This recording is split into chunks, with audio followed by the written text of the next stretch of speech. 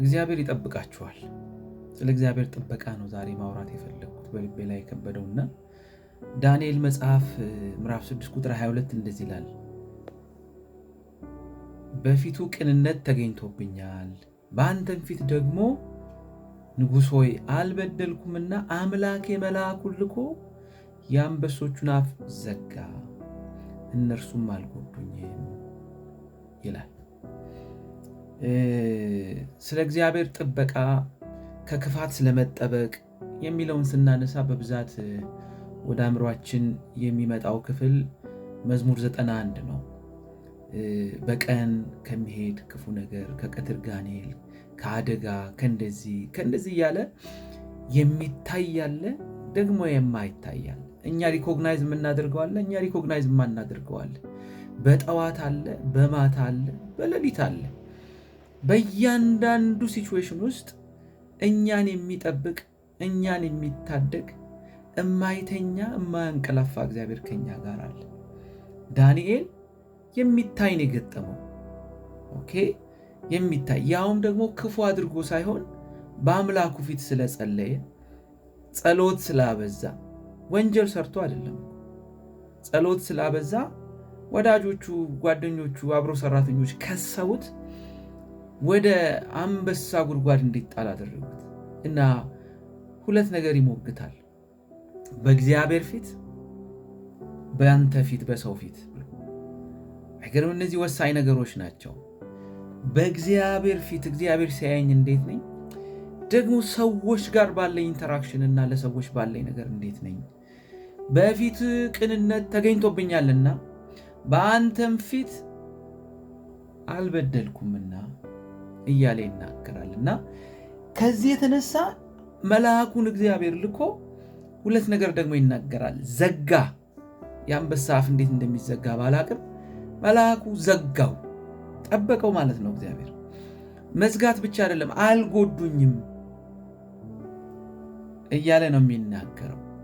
አንዳንድ ጊዜ ህይወት በፍርሃት፣ በጫና፣ በስጋት መውጫ በሌላቸው ሲቹዌሽኖች ይሞላ እንከበባለን።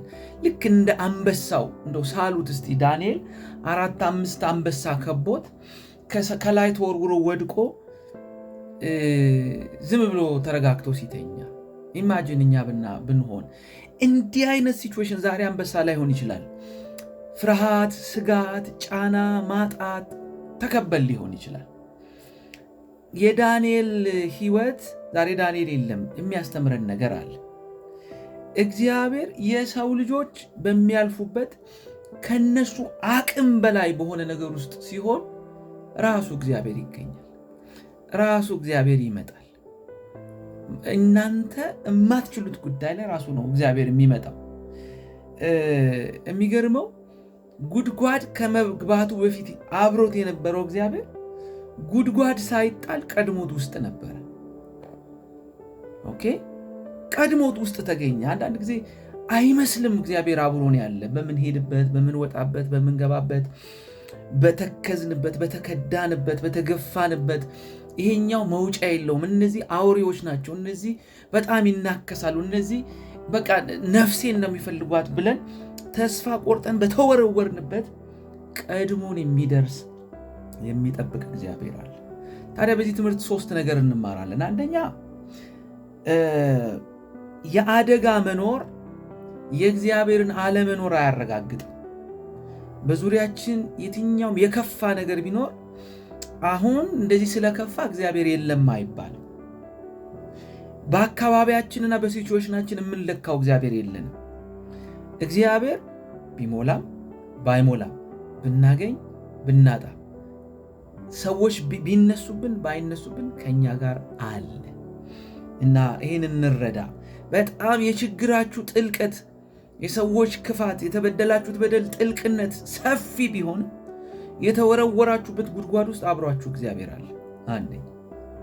ሁለተኛ እግዚአብሔር በማንኛውም ቦታና ስፍራ ይጠብቃችኋል። በቀትር በሌሊት ተኛው አንቀላፋው ብሎ ራሳችን እንኳን በማናቅበት ሰዓት ደግፎኛልና እግዚአብሔር ነቃው ይላል። አሜን። ኢሳይያስ 43:2 ላይ በውሃ ውስጥ ባለፍክ ጊዜ እኔ ካንተ ጋር ሆናለሁ ይላል። የኛ እግዚአብሔር ሜዳ ላይ ስልጣን ላይ ሲሞላ ብቻ ሳይሆን ምድረ በዳ ውስጥ ውሃ ውስጥ እሳት ውስጥ ብንገባ ወደ አንበሳ ጉድጓድ ብንጣል አብሮን የሚሆን በየትኛው ስፍራና ሁኔታ ውስጥ አበቃ በተባለው ነገር ውስጥ መጠበቅ የሚችል አምላክ እንደሆነ ይግባል። የአንበሳ አፍ ይዘጋል፣ የእሳቱን ኃይል ያጠፋል፣ ውሃውን እንደ መንገድ ያደርጋል፣ የእሳቱን ኃይል በኢየሱስ ስም ይቀንሰዋል፣ ያጠፋዋል። ከዛ ውስጥ እኛን ያወጣናል። የትኛውም ሲቹዌሽን ይምጣ ማዳን የሚችል እግዚአብሔር ከኛ ጋር አለ፣ ሊጠብቀን የሚችል። ሶስተኛው ወደኛ ነው መጣው። በፈተናው ስንሆን ጸሎትና ታማኝነት አናቋርጥ። ከዳንኤል የምንማረው ይሄንን ነው። 6:10 ላይ እንደዚህ ይላል፣ ዳንኤልም ጽሕፈቱን እንደተጻፈ ባወቀ ጊዜ ወደ ቤቱ ገባ።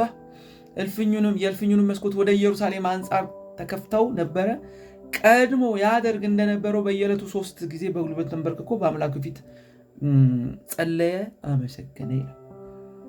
ብዙ ሰው ከባድ ነገር ውስጥ ሲገባ እግዚአብሔርን ያኮርፋል፣ ቸርች ይቀራል፣ ቃል አያነብም፣ እግዚአብሔርን የጎዳው ይመስለዋል፣ መሪዎችን የጎዳ ይመስለዋል። ዳንኤል በመንግስት ደረጃ አዋጅ ወጥቶበት የመረጠው ጸሎትን ነው፣ የመረጠው ታማኝነትን ነው፣ የመረጠው መስኮት ከፍቶ ኢየሱስ ያድናል፣ እግዚአብሔር መልካም ነው ማለትን ነው። ከባድ ሲቹዌሽን ውስጥ ስትገቡ ጸሎት አብዙ። ስለዚህ በአንበሳ ጉድጓድ በሚመስል ነገር ውስጥ ያላችሁ ተስፋ አትቁረጡ።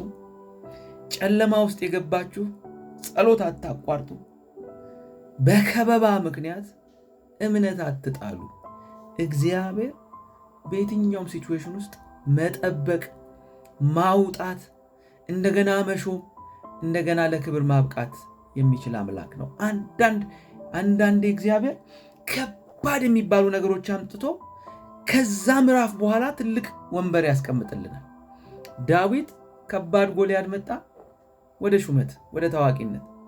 ዳንኤል ከዚህ በኋላ ወደ ሌላ ነገር። እግዚአብሔር ትልልቅ ነገር ካመጣ ከፊታችሁ ትልልቅ ክብር አለ ማለት ነው።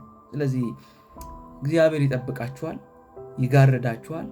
ሁል ጊዜ የሚመለከታችሁ እንደ አይኑ ብሌን የሚጠብቃችሁ አምላክ ስላላችሁ ኮራ ብላችሁ ኑሩ። ባለቀ ሰከንድ ላይ መጥቶ ታሪክን መቀየር ይችላል። አሜን። እግዚአብሔር ይጠብቀናል። አሜን።